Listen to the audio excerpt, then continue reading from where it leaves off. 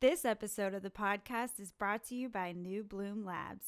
So what makes you most frustrated with your cannabis testing lab? Is it the long wait for your certificates of analysis, inconsistent reports, or reports that are just too hard to understand in general? While some analytic labs do more to frustrate their customers than serve them, it doesn't have to be that way. Call New Bloom Labs. New Bloom Labs understands the cannabis industry and what's important to growers, processors, and manufacturers. New Bloom Labs offers the fastest turnaround time in the industry, delivering most test results in just one business day. Waiting for your testing results is not cool. Instead, for superior science and rapid results, call New Bloom Labs at 844-TEST-CBD or visit their website at newbloomlabs.com. Superior science, rapid results, New Bloom Labs.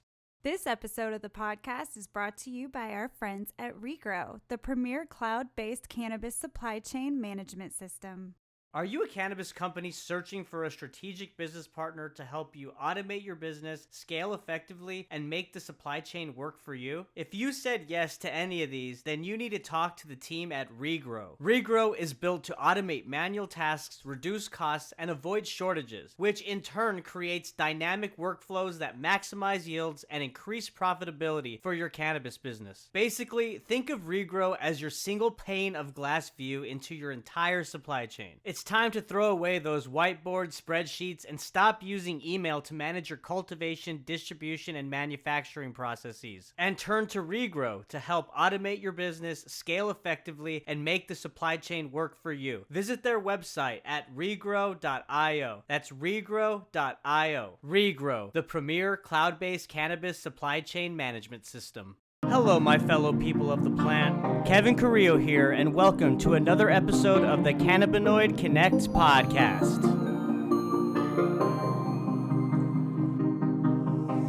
My guest today is Dr. Jon Thompson, founder and CEO at extraktLAB.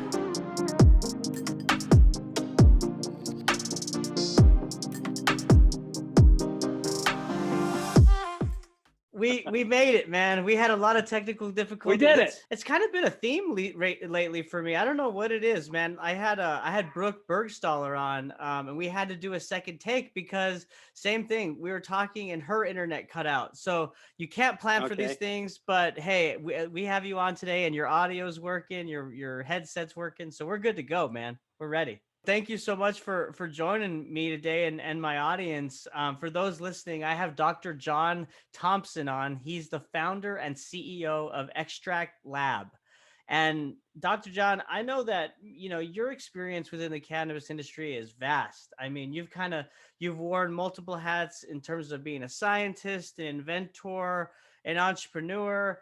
And I'm excited to talk to you today specifically about some of the science behind methods of extraction, delta-8 conversion, things like this. But before we jump into that stuff, let's get a sense of your background and tell us about your journey and kind of how you've worn those different hats. Okay, yeah, no problem. It's been a really great time. Thanks for having me on as well. I appreciate that, and to the audience, I appreciate you guys too. It's been a lot of fun. Hopefully we can get something from this and from each other. When I started out, back when I was in college, I wanted to be a chemist. I ended up going into the field of chemical engineering and separation science. So I kind of took it from the standpoint of looking at the separation science, looking at the plant and the molecules and separating them out and everything. It was pretty good. I spent a lot of time kind of after I got out of corporate America. We did all kinds of projects for NASA, and we did projects for the Air Force and in gold mining and all kinds of things. And then when the other type of gold, the plant gold came out, we said, okay, we're going to go mine that gold. So sure enough, there was gold in them Thar hills, and it turns out that they were just covered with cannabis and hemp rather than the metal kind. So anyway, so we got started. We started building up facilities for people for extraction and for formulations and getting all of their GMP processes up and running. We did all of that for starting in about 2014, 2015 timeframe. And then after we just did our initial project, which was in Minnesota, we basically started doing that, I would say, in the U.S. and in Canada primarily. And so we had a lot of work that we were doing in Canada. And of course, they are GMP and GPP there. So they have all of those regulations and everything. And you're talking about the equipment on one hand, the regulations on the other, the testing side. So, typically we would consult on, formulations and all the testing for the formulations along with the actual equipment. We put everything together into a full solution for the customer. So that was basically our claim to fame. And we did that, and we've grown up. We had, since 2016, we've grown by almost 2,140%. Wow. So we beat the market quite a bit, and it's been a lot of fun. We have all kinds of customers all over the world now, and from an entrepreneur standpoint, it was a lot of work. Nothing more than blood, sweat, and tears. So if you want to do that, you can do that as well. So, right.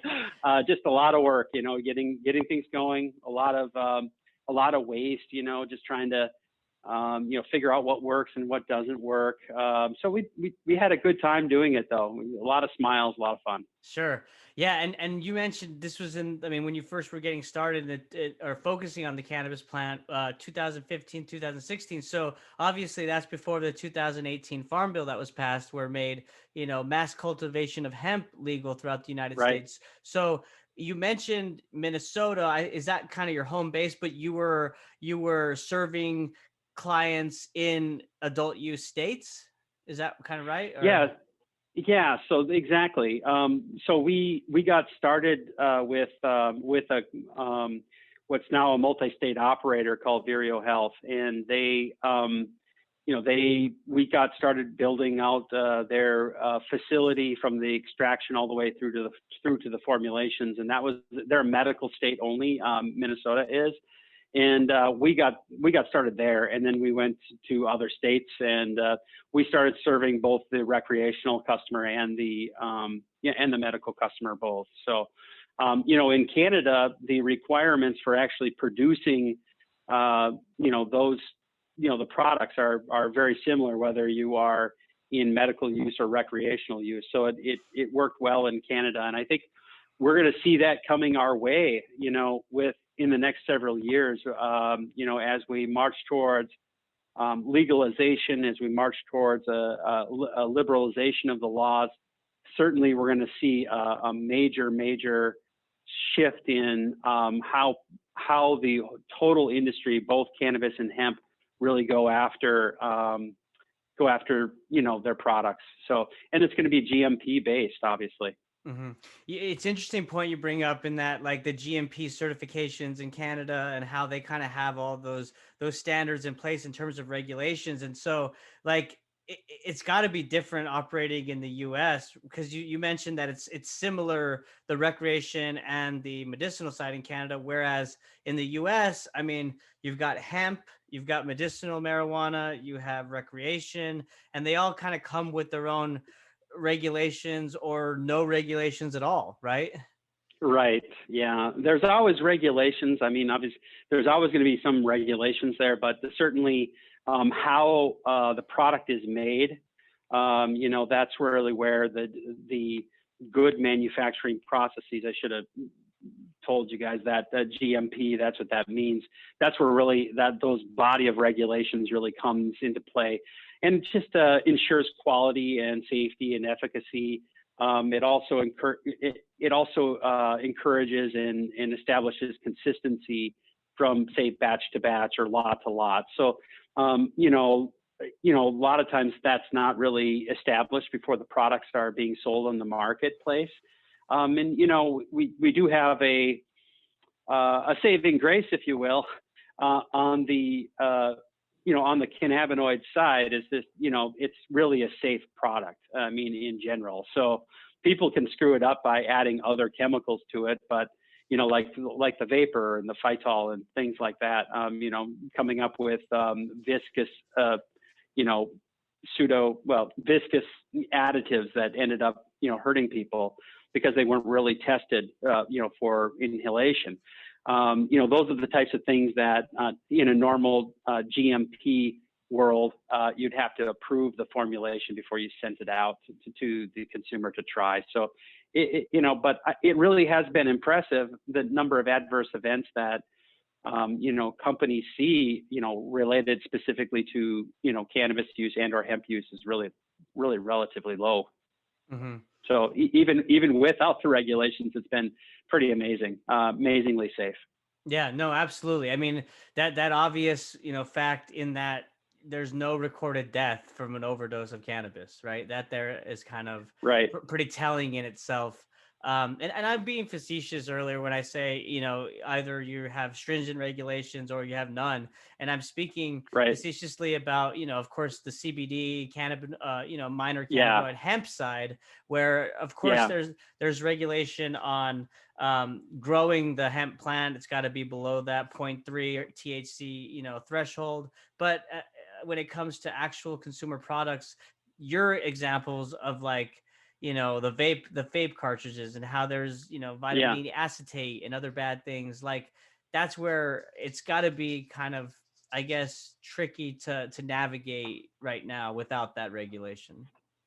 Yeah, I think so. And, I really anticipate that a lot of these things are going to be, they're going to be addressed by regulation and just by consistency. So I think that it really, I agree that it has been kind of definitely a Wild West. So there's a lot of products that are on the market that have not been tested, and they haven't been tested for potency, purity, identity, or even pesticides. And a lot of people are just like replicating and basically forging, C of A's, things like that. There's a lot of that that's going on, unfortunately. There's also the whole confusion in the marketplace related to a CBD product and a hemp oil product. I don't know if you go onto Amazon right now, you can see there's all kinds of products that have, 700,000 milligrams of hemp derived extract. It's not true. It's actually the oil that they're putting into the, capsules. So there's some confusion there. And, usually that's where when consumers start getting confused, that's usually when the authorities they kind of intervene there. Yeah, no, it's, I always kind of bring this up. People might be tired of me bringing it up, but it's such a telling stat. So Josh Swideron from Infinite Chemical Labs was on, and his company was commissioned, I think in 2019, to source all the CBD or hemp products within Amazon and just check the efficacy of them. And he said 80% of the products within Amazon contain no CBD at all. So yes, it's just crazy, right? But I want to focus on the companies that are operating best in class and doing the right things. So from a science perspective, let's talk about best practices and the differences of methods of extraction when it comes to, say, like CO2 versus hydrocarbon versus cryoethanol. Like, what are the differences and what are the pros and cons with those different methods? Yeah, that's a good question. I mean, there's a lot of people who are, masters of their craft, if you will. And so, in each of those techniques are totally legitimate in and of themselves. You can, basically what you're talking about is changing the solvent in how you extract. So if I'm doing a butane or butane propane, that's one way to do it. There's ethanol is a different solvent. Again, you have butane propane being one type of solvent, ethanol being another type of solvent, and then CO2 being another type of solvent. Okay. So you have basically, several different types of solvents that you can use. And people choose the solvents that they use based on a couple different factors, mostly, one would be cost, one would be safety, one would be, permitting and environmental concerns, sustainability concerns. Those are the types of things that people think about when they make, their initial decision as to what way they want to go. I know that in Canada, almost universally, there are some exceptions. but they're, in a GMP, environment, a highly regulated environment like that, you see almost universal CO2 acceptance up there. And that has to do a lot with just because CO2 is so clean, and it doesn't carry, say, residuals that maybe ethanol might carry, or that butane might carry. And so a lot of it has really been driven from that side on the cleanliness. And in terms of the safety, they didn't have to, for example, invest in like C1D1 or C1D2 rooms. It was probably a cannabis or a GMP facility is the most expensive real estate known to mankind, okay, or humankind, or however you want to say it. I mean, it's very expensive. So real estate is very, costly. And when you have to, add different control areas, different storage areas for all your solvents, add and get permitting for all of those, make sure that they're not a lot, not too much, solvent in a room A versus B. It just adds a lot of, infrastructure cost to it when you have a flammable solvent like ethanol or butane. So that's some of the key reasons why it is used in Canada the way it is in terms of the amount of people using it. Now, there's the other thing is the cost, which is a really great comparison that people usually like to look at. And ethanol and butane equipment, by virtue of the fact that it's done at low pressure, it doesn't really require all the certifications that, say, a CO2 machine does, because it's all done at low pressure. You don't have to certify. You don't have to have an ASME certification on it for pressurized. So a lot of it is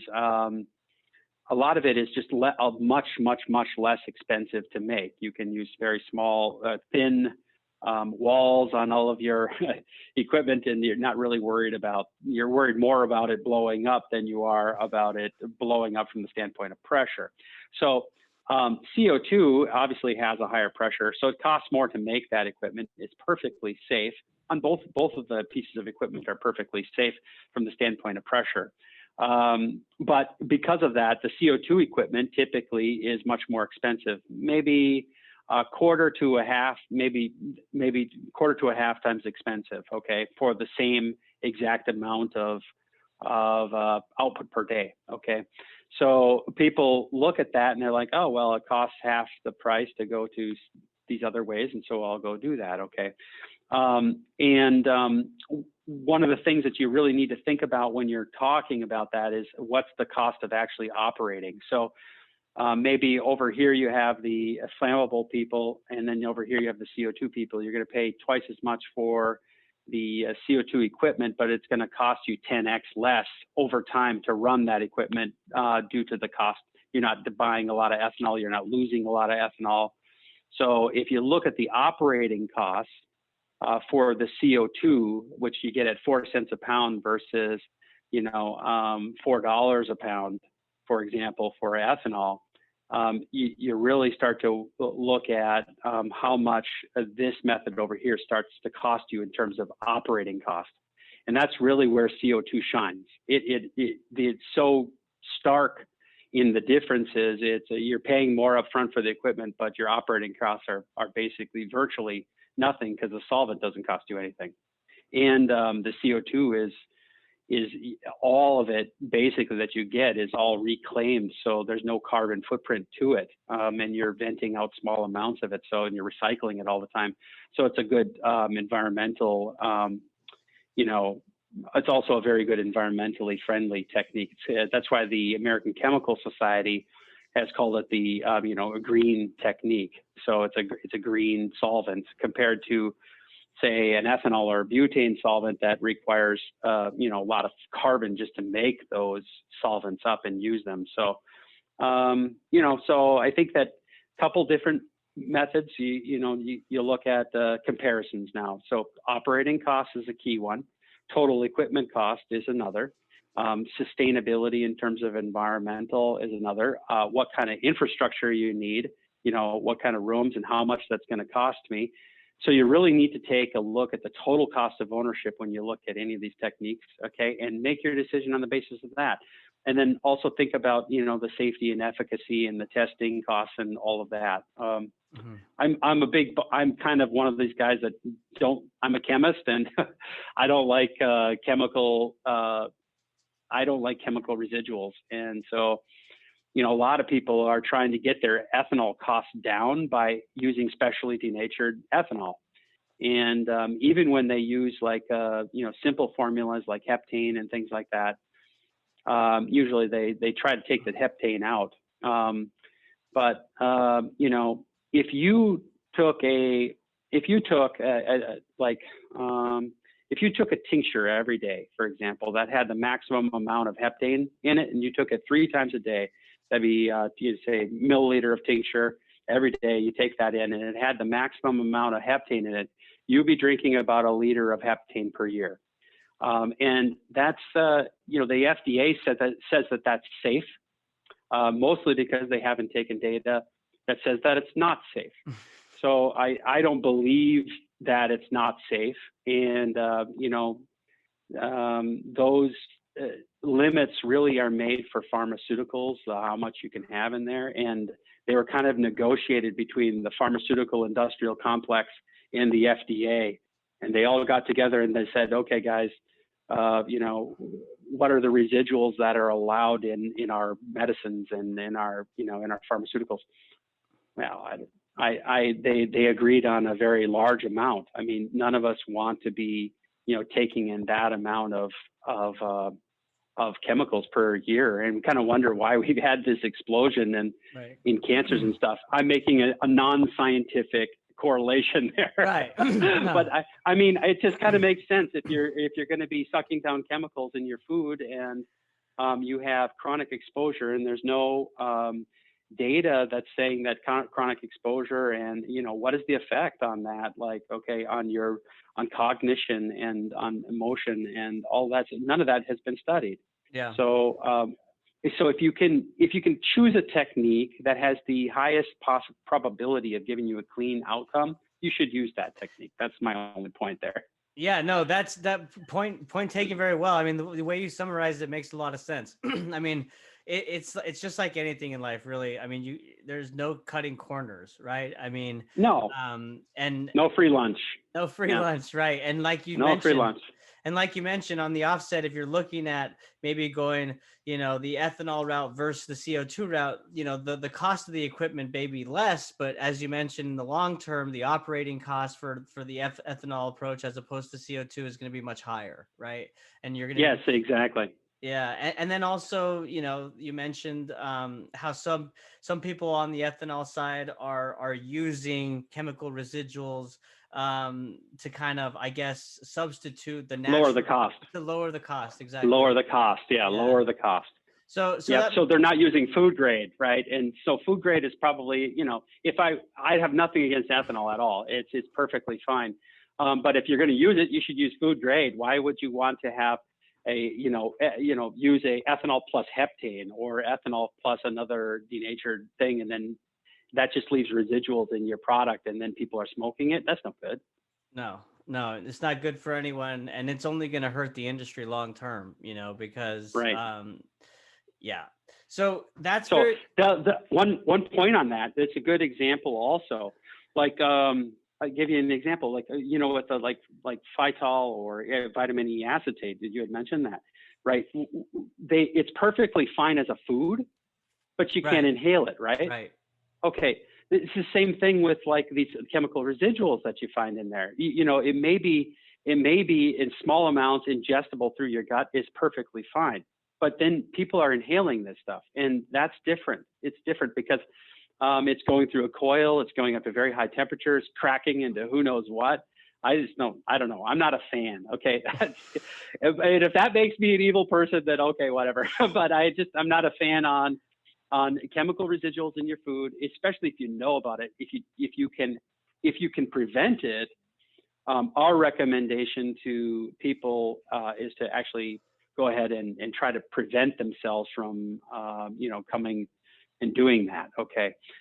they can prevent it. It's completely preventable, but it costs money to do it. So it's a trade-off, right? Yeah. So you're not a bad person saying that, because during the vape gate, vape crisis of 2019, I did see those, black market cartridges enter, especially the Dallas market, and you'd see the color change in the oil. It would just turn murky and black, and and you did feel the effect. I mean, after one cartridge, or trying it, I'm like, man, there's something in there that's not right, and a lot of us could tell that it didn't seem natural, and there was some type of chemically induced component within it, compound that we don't know about, and of course we come to find out, cutting corners, which is not good for anyone. So no problem. Yeah, I want to. Yeah, hey, the other thing on that, that would be like the coils also. So have you ever taken like a pen and hit it with nothing in it? No. Okay, that's a serious burn. I mean, you put it into your mouth, you just hit it with that, and serious burn. So there's stuff coming off the coils, right? So all pens are not equal. Some of them you can hit and you don't really taste anything. But when you're vaporizing your coil and you're inhaling that, that's maybe not a good idea. Right. And you know what? Like, I mean, I've never done what you said, but I have, like, there's been times where I've tried my friend's e-cig, and I gotta tell you, it's so weird. And they laugh at me, my friends, because when I first pull it, and say it's like what is that popular one, the whatever one you buy at the gas station, or if you could just buy one that you fill up with the different nicotine oil. But anyway, when I hit it, the first pull, I'm always like, oh my God, it totally burns my throat. I'm coughing really, really bad. And then after that small first pull, after that, I can kind of ease into it, and I can actually get some smoke and blow it out. But that must be the coil that I'm pulling in. Yeah. That makes sense. That's maybe that. Yeah. So I think the coil should be, typically the wick and everything is in there, or maybe some of them are wickless, but the coil should be covered in oil, in my view. But you can suck it through first, and then maybe just don't inhale it. Right. those first couple puffs. So kind of just, like a cigar, maybe. Or it's like you're siphoning gas. You just kind of get it out first, and then. Yeah, exactly. That's too funny. Well, hey, I want to switch gears, Dr. John. Let's talk about this Delta 8 phenomenon, right? And from what I've understood with guests that I've had on, and even podcasts that I've been a guest of, basically what we're doing here is we are extracting THC from the hemp-derived plant, but there's not enough to extract because it's in that 0.3 ratio. So we're also converting CBD or Delta 9 into Delta 8. Is that right? Or converting CBD to Delta 9 is how I understand it. Delta 9 and then to Delta 8, right? So let's kind of give you an overview of the process, okay? Yeah. So get out your notebooks and see if you can write this down. Okay, so number one, typically you take CBD. You can take CBD isolate that's hemp derived, okay, or you can take some distillate that is hemp derived now. And usually that hemp derived distillate or isolate, the isolate of course won't have any THC in it at all. So you're just starting with that. You basically you put it into a solvent, okay, and the solvent basically makes it so you can actually stir it. And then after you have the solvent and you heat it all up, then you add an acid to it, and the acid can be it can be a Bronsted acid is what they call it. It can be a Lewis acid is what they call it. There's a couple different acids that you can use, and there's lots of literature. This has been done in like the 60s, okay? So you can go back and you can look at what it is. I'm not going to tell you which one to use because it is a way to do it, but there's lots of different ways to do it. Okay. Some people sell solid particles. Okay. And they add the acid to the solid particles so they can sell you a consumable. But all it does is it basically produces in the reaction pot in a isomerization reaction. So basically, the first step in the reaction is it goes from CBD to THC in the pot as it's stirring. Okay, the THC then, which is delta 9 THC, then isomerizes to a delta 8. And you do that just with heat, temperature in the presence of acid. Pretty simple. And so a lot of people have figured out how to do this, and just by reading some of the old literature. And there's been people out there saying, hey, well, this delta 8 now, I have a lot of it here. It's like 70, 80, maybe even 90% delta 8 with very little THC in it. And I should be able to sell that as a hemp-derived product. So a lot of people agree with that idea that, hey, yeah, it's okay because it's hemp-derived. It's a derivative product of hemp, and therefore, and delta 8 is not scheduled. Okay, so it's kind of, that's where a lot of people have seen kind of a little loophole, I guess, if you will, and they've ended up selling this stuff. Okay, some of them do a really great job. In other words, you look at the the pen, and you take some of the oil out and you test it, and it looks great. It's got a good color to it. It doesn't have any detectable acid in it, and then also it doesn't have any of the pesticides in it. It just seems to be pretty good stuff with very little THC in it, which is, it has to be less than 0.3% in order for it to be sold as a hemp-based product, right? So that's the basics of creating the delta 8. It's just you just heat it up, and you're heating it up in the presence of acid. Now, a lot of people wonder, well, what's happening to the acid afterward? Well, the wonderful thing about acid is that you can neutralize acids, right?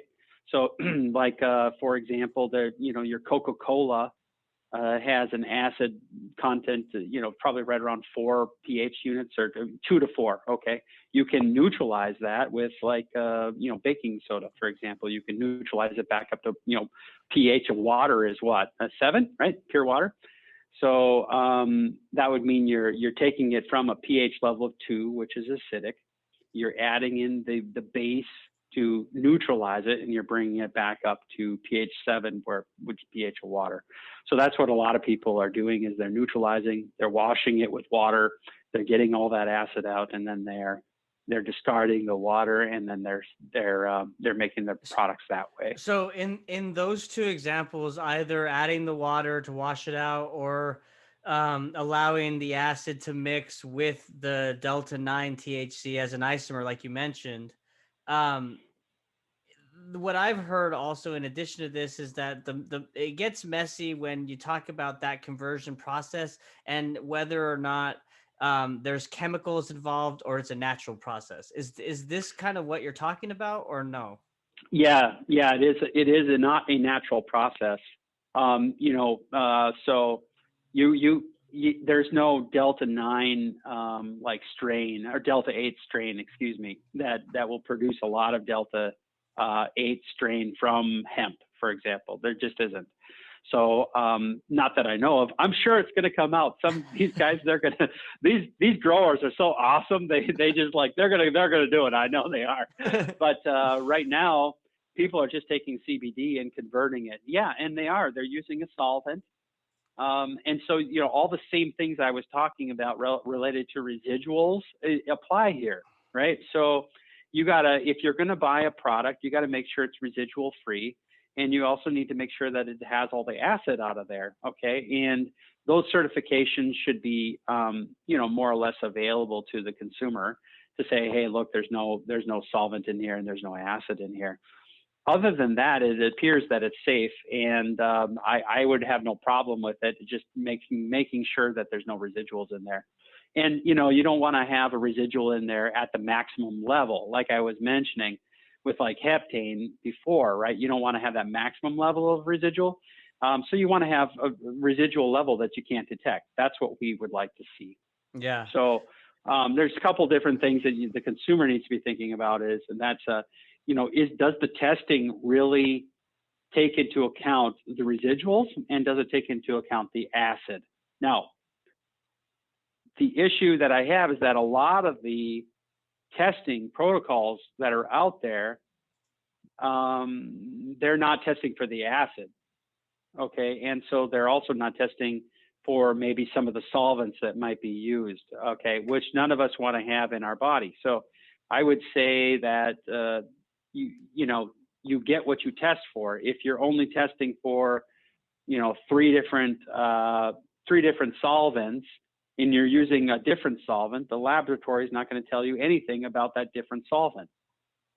So a lot of people are gaming that system, and I mean, I'm not here to point fingers at all, but there's always a way, they're trying to get around it. And I say there is a right way to do it, and just do it the right way, guys. I mean, what's the point of trying to get around so you don't have to spend a little bit of extra money to, make the product safe? I'm with you. I mean, it's almost like you spend more time trying to get around the system and trying to cut corners and whatnot, where you're not really focused on the quality of the product and like actually what the end goal should be, and right. And here's the thing: regulation's coming whether we like it or not. I know a lot of us want it, but inevitably that regulation, when it does come, is going to weed out all these players, right? I mean, for the most part. Yeah, that's true. So enjoy it while it lasts, but the ones that are the good actors and trying to do the right things, we're going to push forward. One other question I want to ask you with Delta 8, and that is your thoughts on, like, because we've talked about Delta 8 in the formulation of an oil, like in a vape cartridge, in a pen, right? But what about these CBD shops you walk in and there's Delta 8 flower, which I've tried, by the way, and man, does it really make you, you have that kind of coughing, kind of really scratchy throat feeling after. Yeah. Wasn't a good experience. I actually got rid of it. Yeah. So the Delta 8 flower is basically a Delta 8 oil that has been solubilized. Okay. And then they spray it onto the flower. So they're actually just spraying it onto the flower. That's where that itchy comes from, that itchiness in the back of the throat. Yeah. It probably came from the solvent, like ethanol, if they're using ethanol and they're spraying it on and then drying it out, tumble dry it. But that ethanol gets stuck in there, and then you're breathing that in, and that's probably the reason why you experience that. So, it's people are going to do what they're going to do. I don't know. I mean, they're going to find a way to make it, and someone's going to figure out how to grow it, and that's going to be really awesome, I think.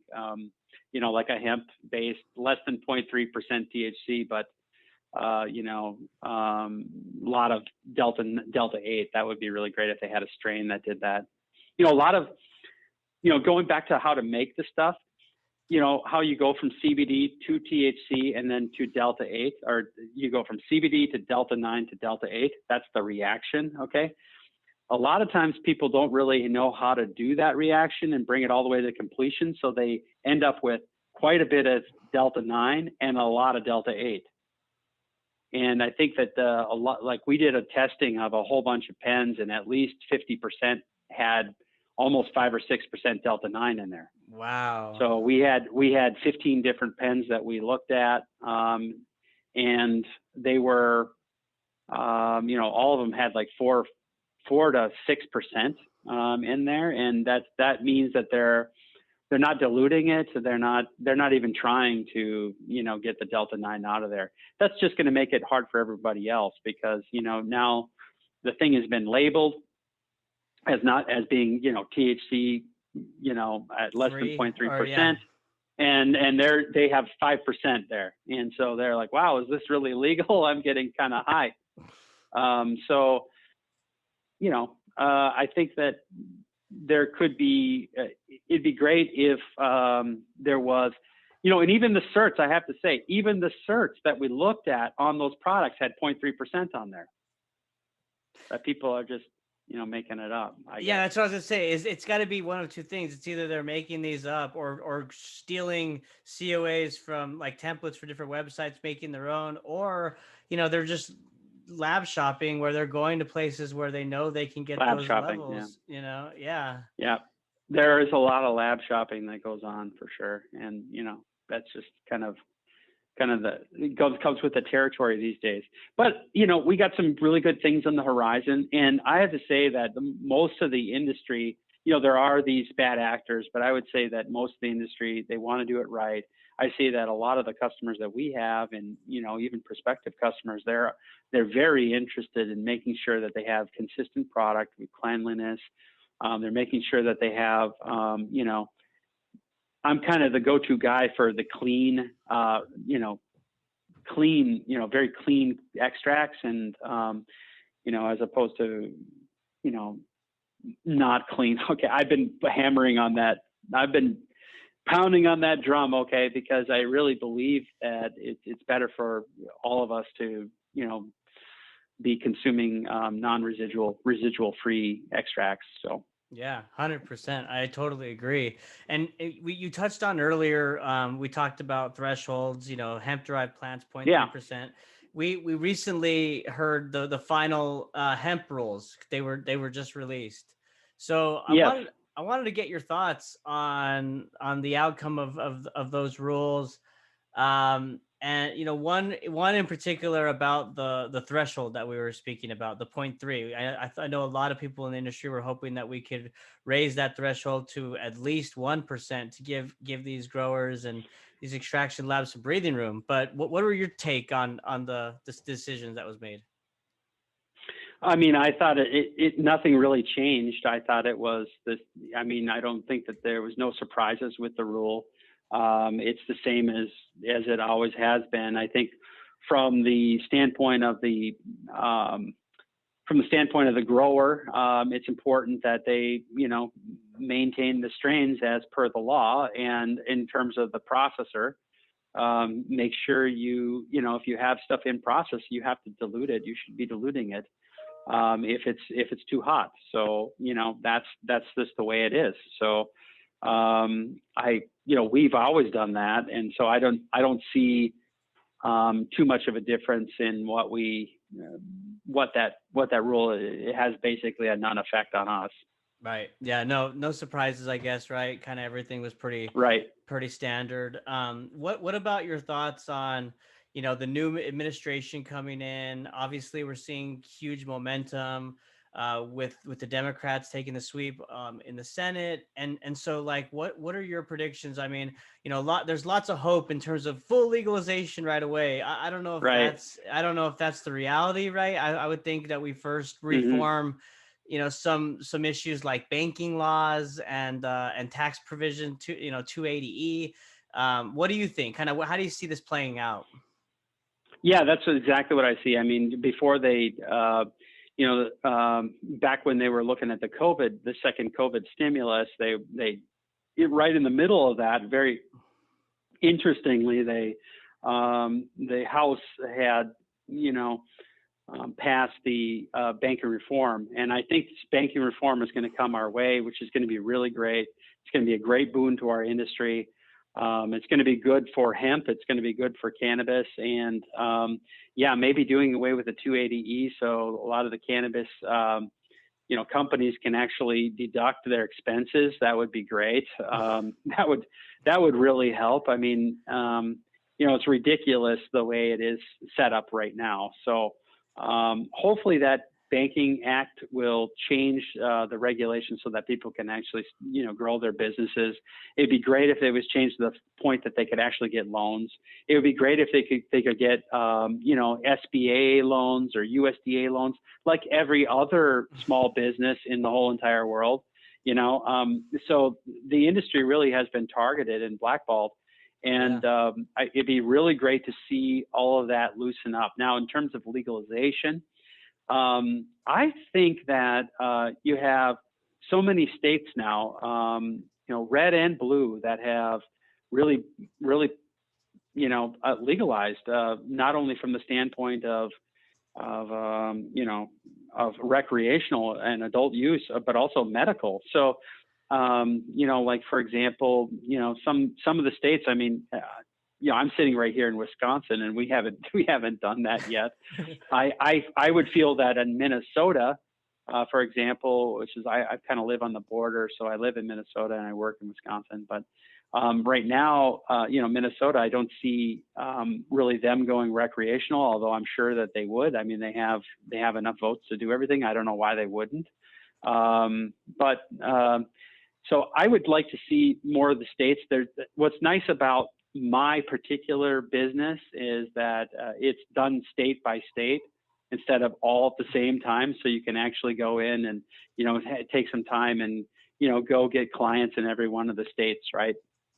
And that to us is really, that's wonderful. That's golden for us because we can, service different clients in different states, no problem. But for the actual operator, it's no good. I mean, you got that's where all this idea of the multi-state operator came from, right? You have one company that has multi-operations in all these different states, and they're all kind of anemic. They're maybe a little bit, some of them are, maybe they have a flagship operation, but all the rest of them are, just, limping along just so they can get, just basically so they can get, proper funding and have a large enough footprint so they can get their stock price up, which is great. I think it's awesome. They need to have a good stock price. But it really is limiting because you have to have all of these different operations in every state. Normally, you'd have one operation manufacturing something and then you distribute to all the other states, right? So that's coming our way, I feel. And, can they get it done in the next 4 years? Maybe. I know that there has been a major shift in the perceptions. So I don't know if prediction is very difficult, especially about the future. So I don't know what's going to happen, but I do think that the Banking Act's going to go through, and it's kind of a mixed bag. I think with whether or not that legalization is going to go through. There's a lot. You have a lot of industry there that is not necessarily could harm it or could, prevent it, and lots of lobbying going on. So I kind of a little bit, I'm doubtful, but there's a lot of people who are not doubtful. So, but I'm a little, maybe just, I'm just a little doubtful that they're going to be able to get it done. I would like to see them get it done. It's going to, I think that it's going to skyrocket our business no matter what. If that Banking Act goes through, our business is going to go through the roof. I agree. And it's going to go through, and it'll happen this year. And so that's why you see all these Canadian companies and public companies. They're all kind of coming down here looking for footprint. They're looking for infrastructure. They're looking for, because they know what happened in Canada. You had the Medical Act first, and then you had Cannabis 2.0 happen in Canada, where it just became legal, and all the value-added products, they just skyrocketed. So. And now a lot of those companies are worth billions of dollars that started off, in a garage 5 years ago, 6 years ago. So you can definitely feel this sense of something big's coming, everyone, and you can see these big operators really kind of preparing for the future, like you said, solidifying their footholds in various states and whatnot. And it's an exciting time for sure, man. And I think your assessment's right. I mean, we all hope for legalization, right? Of course, we want that. But we'll take what we can get, and we need to start with, the banking laws, the tax provision, and then also the restorative justice component and social equity component, the people who have been locked up, and making sure that they have at least a job, if we wipe away these offenses that they've been, serving time for, they're in there for these minor offenses, and they're serving time. It's just it's not, they should be, there should be a path for them to not, especially with something like marijuana, right? 100%. A path for them to reintegrate into society, no question about it. And why clog up our justice system with that nonsense? No, I couldn't agree more. And Dr. John, I want to wrap things up. I want to kind of circle back to, we talked about the differences between CO2 versus the other methods of extraction, butane, ethanol, and Sure. you cited the sustainability component and how it's environmentally friendly, right? And so Yeah. not specifically about CO2 methods of extraction, but sustainability overall within the industry. So like how is it changing? Are you seeing various trends when it comes to packaging or even growing hmm cultivation methods? hmm Well, I think that you have a lot of like on the processing side, you have to think about VOC, which is volatile organic compounds. Okay, so and how do you deal with that, right? So if inevitably it all goes back to the process that you're using. So because if you're using chemicals, you're manifesting chemicals as a waste, and then the actual sustainability of thinking about, okay, all the carbon footprint it took to actually make those chemicals, right? So that really adds up to a very positive, carbon positive footprint for like a hydrocarbon operation or an ethanol operation. It's very, very large. And if you're thinking about it in terms of sustainability, that's where the CO2 kind of also really shines, is the sustainability of the CO2, because the carbon footprint is not there. It doesn't have, it's just not on the same level. It's a lot less. So that's one thing. But I have seen a lot of trends. Also, when I think about sustainability, I typically think of, okay, what are the emissions that are coming out of operation, right? How can those be controlled? There's been a lot of really great products that have been put out on the market for really controlling and capturing those and sequestering them into biomass. One of the things that we have been pioneering and working with some of our larger customers up in Canada, like they'll take the CO2 that's let out of the machine on a intermittent basis, and they put that back into the grow. So it's actually we plow it back into biomass, so it's actually a carbon negative process. Wow. So when we get to the point where we're actually doing carbon credits and things like that, like they are in Canada, they're actually looking at it from the standpoint of, okay, we're actually going to take our quote unquote waste, and we're actually going to put it back into biomass, which gives us a negative, and that will offset any, hydrocarbon that we use or any kind of ethanol that we use elsewhere in the process. So I think that that's really great. The packaging side of it, I know that there has been a lot of biodegradable packages that have been out there. That I think that, I don't seem to be very popular, to tell you the truth. So I think that it's a trend.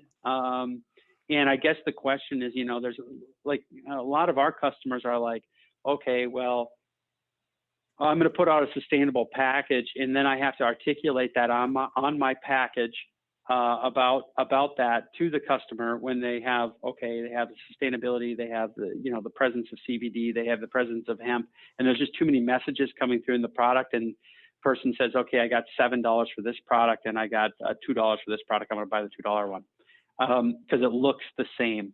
Okay, there is a growing trend of people reading the labels, and that's really great. So you'll read the labels, read the packages, select the packages that are biodegradable, so you're not filling up the landfills. It just makes sense, right? Mm-hmm. Yeah, no, those are all great best practices. And, hopefully one day we get to a point where the packaging, the plastics are all made from hemp, right? Because what's more, more sustainable exactly than hemp? But unfortunately, we know that the infrastructure is not in place right now. The supply chain is still maturing, because that side of the industry is super in its infancy, when you talk about industrial hemp and things like that, but we'll get there, and I think that hemp will be a huge part of that. Yeah, so there's a lot of people, those are hemp fibers, right? And so, a lot of people who are growing hemp for CBD don't like the hemp, the industrial hemp, because half of it's male and half of it's female. There's so much pollen in the air, and it ruins their crops. So that's one thing that the hemp people who are doing it for medicinal purposes, they don't like to see a lot of that, a lot of that industrial hemp out there because it destroys their, it destroys their crop. So that there's a tension there for sure. And there's a tension between the cannabinoid CBD side and even the THC side as well, because you could feminize those plants with cross pollination also, right? Right, exactly. Yeah. So, but I do think that there's the hempcrete, there's the hemp fiber business. We've done a lot with hemp fibers. You're getting the fibers out. That stuff is really, really hard. It's hard. We pelletize it, make pellets out of it, and but those fibers are, they're no joke. So they add them to as a natural component to say concrete or form them with into packaging. Okay, with hemp. The dirty little secret there with the hemp is, packaging and stuff, is that most of it's not hemp. They just add a little bit of hemp in there, less than 1% or 1% hemp. And then the rest of it is cellulose fiber or whatever. So, it's a good start, right? I don't know if it's more sustainable than, say, your regular pulp and, pulp from paper, because those are, because that's already there. It's already there, and it's still bio-based, type of, But it is kind of cool. I have a pal who gave me a hemp hoodie, and that thing is just boss. It is really great.